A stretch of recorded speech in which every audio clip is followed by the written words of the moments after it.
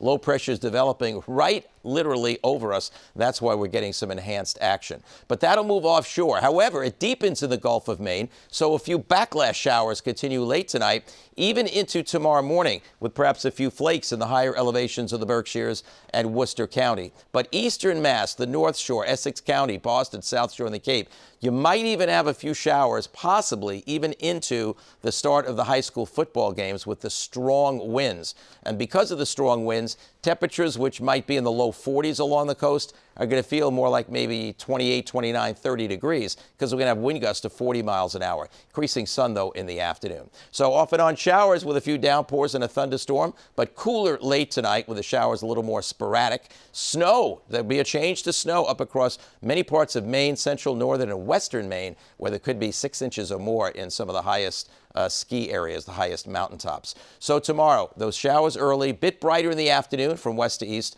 but very windy. That's the story of tomorrow, with a chance of a shower early, a lot of wind with clouds, and then some sunshine to end the games, and windy, though, only feeling like about 30 or 32 degrees. Here's some of the wind gusts, Prague, 30, 40 miles per hour, as you can see, through a good chunk of the day. By the way, after that, we turn colder Friday and Saturday. Now, here's the setup for Sunday. We start out cold and dry. Clouds increase. Storm in the Great Lakes redevelops along the mid-Atlantic coast. Now, exactly where it tracks will determine how much of it will be snow, how much of it mix, how much of it rains. Very, very early in the game. Right now, southeastern Mass and the Cape, the greatest chance that there'll be a changeover to rain. Get closer to I-95 in points north and west. Snow may mix or change with sleet and rain. But farther north and west, the Berkshires, the higher terrain of Worcester County, Monadnock region of Hampshire, that's where a larger percentage of the storm could fall as snow. So the accumulation, whatever it will be, it is too early to say, likely to be greatest in those locations.